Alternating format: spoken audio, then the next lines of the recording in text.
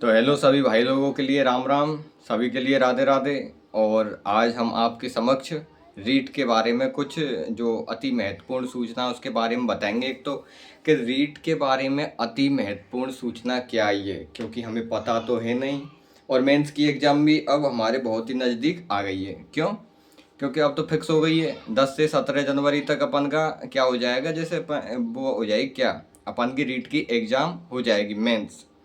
लेकिन अब बहुत से लोगों के आगे संशय ये है कि अब हम तैयारी किसकी करें, क्योंकि जो अपन की रीट की एग्ज़ाम है वो तो गई जनवरी में।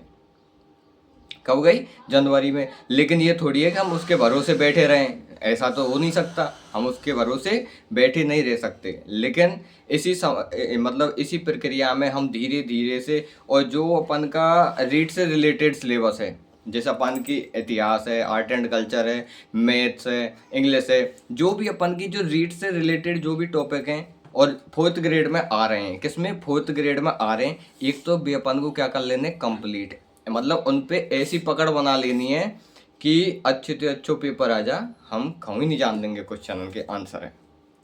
जब तो अपन को सिलेक्शन एक ना एक जगह 100% है जाए वो। लेकिन अब बहुत से इनका आगे ई दुविधा आ गई का, क्योंकि अब हल्ला उठ रहा है कि जैसे अपन की रीट एग्जाम है, रीट पात्रता परीक्षा तो दे दी अपन ने, पर अब बहुत से चैनल यूँ कह रहे हैं कि इसमें नॉर्मलाइजेशन होगा। क्या होगा? नॉर्मलाइजेशन। और ये तो वाजिब सी बात है, नॉर्मलाइजेशन होना तो तय है। क्यों नॉर्मलाइजेशन होना तय? इसलिए है क्योंकि जैसे अगर कोई पारी का जो जैसे कोई पेपर है, जैसे L1 का पेपर है या L2 का पेपर है, यानी कि मल्टीपल शिफ्ट में होता है, यानी एक से अधिक शिफ्ट में जब कोई पेपर होता है तो उसमें नॉर्मलाइजेशन होना वैलिड है। क्यों? नॉर्मलाइजेशन से ऐसे होता है कि जैसे एक शिफ्ट और दो शिफ्ट, यानी दोनों शिफ्ट इक्वल कर दी जाती हैं। जैसे अपन के 100 छात्रों के इधर 100 नंबर हैं, तो इधर भी 100 छात्रों के 100 नंबर हैं, जब तो दोनों शिफ्ट इक्वल हैं। लेकिन इधर 90 और इधर 100 हैं, तो फिर इक्वल नहीं है। लेकिन वह 10 नंबर के अपन जो फासले इक्वल करेंगे तो ये हो जाएगा अपन का क्या, नॉर्मलाइजेशन। लेकिन अब बहुत से यूँ पूछ रहे हैं कि जैसे अपन की जो L1 का पेपर लगा है, रीट पात्रता परीक्षा, क्या इसमें भी नॉर्मलाइजेशन होगा? तो इसमें कोई टेंशन वाली बात नहीं है। क्यों? क्योंकि रीट L1 में नॉर्मलाइजेशन होगा कैसे, और हो भी सकता है। क्यों? क्योंकि पेपर बहुत ही सरल आया। लेकिन अपन का जो रीट लेवल 1 का पेपर है वो मल्टीपल शिफ्ट में हुआ था क्या? आप भी तो सोचो, नॉर्मलाइजेशन किसके लिए होता है? नॉर्मलाइजेशन होता है कैसे कि जैसे एक पेपर है 2 शिफ्टों में हो गया, तो दोनों शिफ्टों को अपन क्या करेंगे, इक्वल। जैसे CET पात्रता परीक्षा है 10th लेवल और 12th लेवल, सवन ने दी होगी, आराम से पता हो मोए। क्यों? क्योंकि हर कोई देवे, राजस्थान की पात्रता परीक्षा है तो राजस्थान का स्टूडेंट तो उसे देगा ही। ऐसे ही अपन की प्री दी है, तो ये थोड़ी है कि अपन की जैसे 60 शिफ्टन की एक ही हुआ जाए, वो नहीं।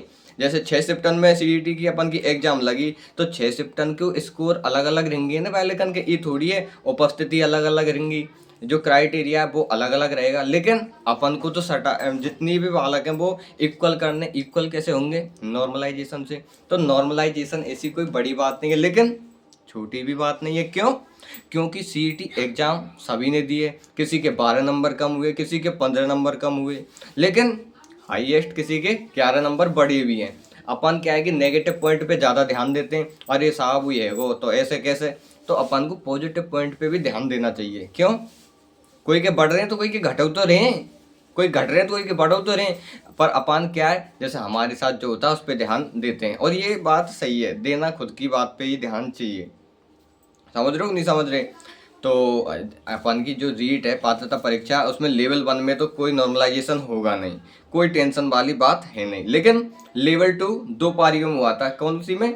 एक तो 27 की पहली पारी, 28 की मतलब 28 तारीख को भी हुआ था, दो पारियों में हुआ था ना, तो उसमें नॉर्मलाइजेशन होना वैलिड है। उसमें 100% नॉर्मलाइजेशन होगा, दोनों शिफ्टों को इक्वल किया जाएगा। जिस शिफ्ट का जो अपन का पेपर है वो अपन का बताया जाएगा कि, और जिसका अपन का मतलब सरल है वो भी बता दिया जाएगा। ऐसी कोई प्रॉब्लम वाली बात नहीं है। मेरे हिसाब से दोनों शिफ्टों का जो पेपर है उसका जो अपन का हार्ड लेवल है वो दोनों का इक्वल है।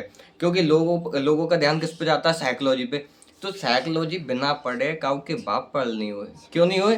क्योंकि बिना पढ़े काऊ के बाप पढ़ नहीं हुए। क्यों? पढ़नी पड़ेगी साइकोलॉजी तो, और साइकोलॉजी आई व्यवहारिक। अपन रट के गए कौन से ने, सिद्धांतन ने, ऐसे शिक्षण विधीन ने, लेकिन आई का आई माँ क्या ऐसा क्यों होता है, ऐसा क्या होता है, ये आई तो ये आ तो गई लेकिन हमको सोधी नहीं। सोधी कैसे आएगी? अब अपन की आंसर की आएगी। आंसर की अपडेट हो, सुन लो। आंसर की कितने दिनों में आएगी?